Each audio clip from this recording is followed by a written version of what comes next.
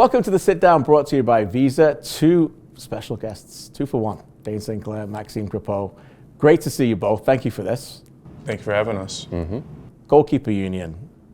What does it mean to you guys to be in this union together and to be in this team together? And when you look at each other, knowing that you've both got each other's back and training every single time throughout this whole process? I would say it goes down to the old saying, iron sharpens iron. And I think for us, we know that we need each other in training to be able to kind of push each other. Obviously, we're serving each other. So you kind of rely on the other guys that are called into camp to dictate the training, and then to our position isn't really understood at times. So to be able to kind of talk to the guys that do understand it and have that perspective as well is nice.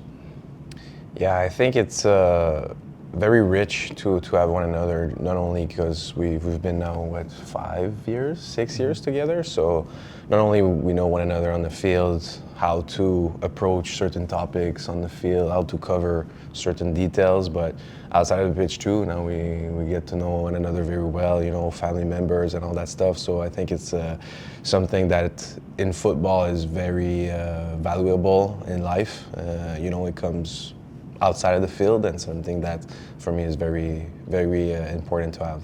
I love that you went there, because my job as a storyteller is to get the best out of you so people learn more about you, that people can hear it all the time, oh yeah, they get along, and you never know how true it is. But to actually have that relationship that's beyond the game must be way more important. Yes. At the end of the day, that's what's the most important. Yes, of course, we're playing football for our country and everything, and we're teammates and friends, but when we're done playing, we'll still have barbecues. It will still cook. We will still have barbecues and have a good glass of wine all together and tell the whole stories, and that's what's special about, yes, our connection, but this group as well, because it's been a long time we're together.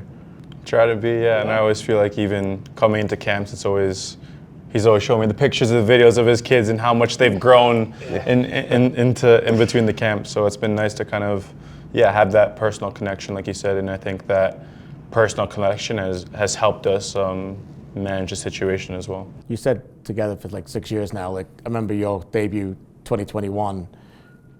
When you came into camp, what were your view of Max, and how different is it now?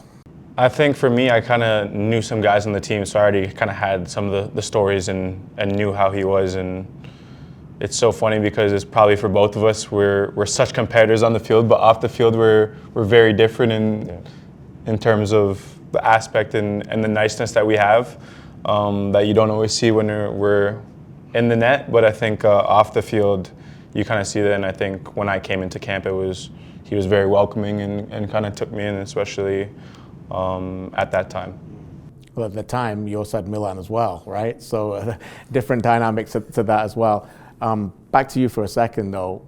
How big has he been for you as an influence, not only on the field, but inside camp, as a goalkeeper, as a mentor, as you? Obviously, you're not that different in age, but obviously he's had a lot more experience within this camp. How big has he been for you?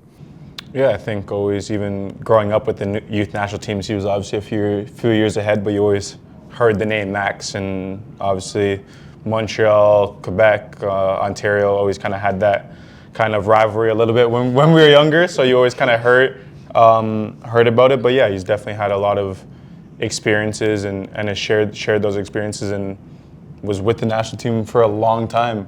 When was your first camp? First camp? Yeah, what year? I don't even remember. 14? 2014 maybe? Well, with the 17s I was 15. And no, men's I was 18, but debut at 21, I think. Yeah, so it was he's obviously been a part of it for a long time. Yeah, next year is 10 years. I was in against the States at Galaxy, in StubHub Center at Carlson. Yeah. Who was the other two? Milan and who else? I believe Simon Thomas, but I'm not sure. I was going to go there next, because at the time there was a bit of a rotation during that spot. When this guy comes in, did you think right away, oh, okay, we've got someone here that we can build around and this guy's going to be around a while? Yeah. As soon as you came in, I was like, okay, this is the guy that will stick around in the program. not only you had the potential because you had success in college, and then you had a lot of experience at the youth age in Minnesota. So I was like, okay, this guy's coming in, and it was great because with the couple of years, you could see that you took a lot of playing time, of maturity on and off the field, the attention to details, and that's why we're here now talking with you. You know, he took that opportunity and he didn't look back. And now all the talk around both of you is... There's talk around us. What does he say? You think? I don't know. I don't know why. You don't know? No? Not sure? All the talk around you is like, who's going to be the starting goalkeeper at the World Cup, right? That's what everybody always wants to keep talking about. It's not even an answer that you have a question either for. You don't know how to answer it. It's not a question you can answer, right? But throughout it, for me, the biggest story is the togetherness that you both have. Can you share that with us? Like, I see it in camp. I'm blessed to see that. But you guys are going out to each other when the other one's playing, helping each other out, walking off. Like, why is it so important to be there together with somebody that might take the World Cup job over you? I think we're both team first guys, and we love playing for our national team and being a part of it and representing our country, and we want what's best for the country, and that means supporting the guy that gets his number called. Has always kind of been the way that I've approached it, and I kind of learned that from Max at the beginning of the honor it is to be a part of the national team and seeing the support role when I came into the team that he had for Milan.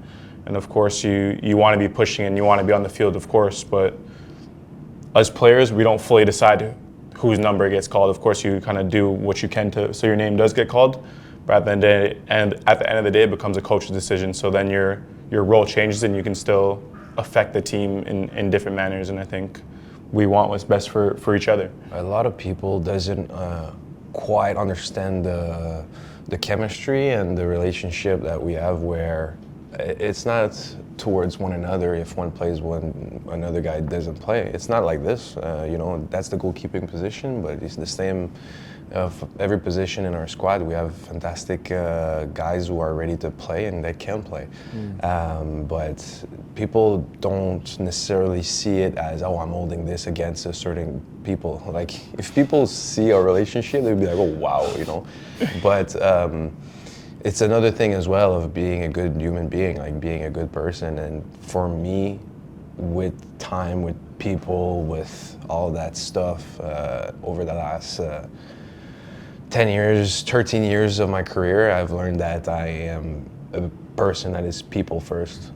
That's how I approach things, and for me, people first is the most important thing. After that, business, whether it's football, communication, whatsoever, will come afterwards. Well, you've always been a class act, Max. Like, I'm going to say it, like, and you're the same. Like, this is why we're doing this interview, right? In terms of like people first. Like, this guy has always been the perfect teammate. That's what everyone always tells me. And you learned that pretty quickly. And now I can see the way you and I talked when you weren't playing, and then you're kind of helping Ismail in Bucharest. Like, have you learned that from Max as well, to look at how to interact with your own teammates to take that leadership? Yeah, I think Max has been a good example of that. I think we talk about how close we are as a team and the different roles that we're going to need to support each other. And of course, only 11 guys can start the game, and after subs, only 16 guys can go, but the roster is going to be way bigger than that. And each player on the roster is going to have a role to play potentially at different times, but it's still important that you play your role because everyone's being selected for these camps for a specific reason. Can I ask you guys about adversity and how the difficult moments shape you? You're flying high right now. You're in the MLS playoffs. You're the MLS Goalkeeper of the Year. You're not necessarily... Yeah, there you go. You're not necessarily playing as much as you'd like, or in my opinion, deserve to be playing right now. That's going to change. It's almost like a contrast, but you both know these can flip very quickly. Yes. How much does that time, like your broken leg, penalty misses, there's different ways, how much that time when you've been down shaped your career to understand that you are who you are? Well, adversity, it comes with a lot of things. Either it's injuries, performances, playing time. But at the end of the day, it's how can you answer those moments. How can you answer those moments when they happen? It's okay if you have a situation under control.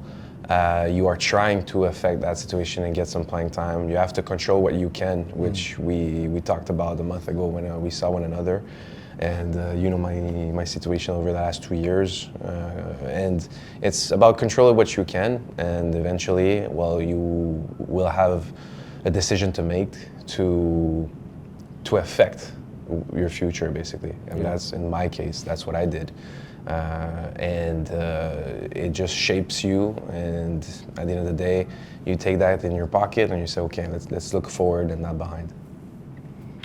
Yeah, I think you can't always control what happens, but you can always control how you react. And of course, things aren't always going to go your way sometimes. Like, I look back at the year before the World Cup, I got dropped at my club as well, and I was going into a situation where the World Cup was 6 months away. And I didn't know what it was going to be, if I was going to be traded or if I was going to be able to earn back a spot. And luckily it worked out for me. But yeah, that was definitely a rough patch for me, but I had to choose how to kind of rise to the moment. I think when adversity comes, you get a choice to stand up to it or to let it sink you. And I think both of us have always kind of Challenge me. Challenge us, and we've come out better for it as well. Challenge us, no problem. I love that. Talking of challenging, we're in another camp where each of you, according to Jesse, are getting a game. When you get that one game and the other one gets one game, do you tell yourself not to do too much? Like, everyone's looking at you, are they going to be the goalkeeper of the World Cup? You get one game out of two. Is it simple now that you've just mentality is just be me, just do enough? Well, I'm not sure how the phrase "just be me, just do enough." I don't think so in that case. I think it has to be yourself on the field, number one, for the team when the team needs you in those moments, and done. You know, it doesn't need more or less whatsoever. Just be yourself on the field. You know, but the way I see it is, be there for the team, be your personality on the field, and after that, it's football, you know? Yeah, it's kind of what I'm hinting at, right? That's what I meant, like, in a way that, like, just go out there and not try and do too much. Yeah, too much or less or whatsoever, Yeah. And I think, especially in our position, we can go 90 minutes where we don't have a save to make, or we don't touch the ball, or you could have 20, you know what I mean? So I think we don't always dictate that, but yeah, the approach to going to the game is, you've been selected for a reason, go and show kind of and be true and give what the team needs. Jesse said to us that he spends more time losing sleep over the person he's going to have to tell isn't going to start the first World Cup game over the one who's going to start the World Cup. What does that tell you about Jesse when you hear that? I think that he cares about us, because it'd be easy to just kind of pick one person and push the other one to the side. But I think that shows the relationship and the respect that he has for us, because I think he knows how much both of us have put into wanting to take that role. And yeah, it'll be a difficult conversation regardless, I think, even for the guy that's told that he is starting, because you know that for the other person what that means as well. Mm-hmm. And it shows just the respect that we all have, and it's so important to have that good foundation, that good base, and that was from day one, you know. Open conversations and having good bases on respect, humility, and go from there. When you both answered that question, each of you looked at each other and each of you brought the other one in to the answer. For me, that says everything about both of you. Like, one of you is going to start the game for the World Cup and the other one's going to be maybe getting another game, but you don't know, right? Football's football, right? But have you allowed yourself to think about, if you get the name in the World Cup, what the other person's going to feel like and what you're going to do for the other one? Oh man, it's like we both want to play, and we understand how much we put and invest into the project, and so the moment the day arrives, I'm sure one will be happy, the other one will be a brother for the other one, and it's gonna be like a mirror, vice versa, you know. One will be happy, the other one will be a brother supportive. and there might be a moment of acceptation. I accept it for a moment, and then all right, let's do it. You know, that's how we are, honestly. Yeah, I would say kind of, yeah, in the moment, you probably support the other guy and you take your own time to process it. But at the same time, you know that then your role changes. And it's about supporting the team and supporting the other person to make sure that when we go into those World Cup games that we know that we can get the best out of the team and out of each other. I love that. Last one for you. Gratitude for each other.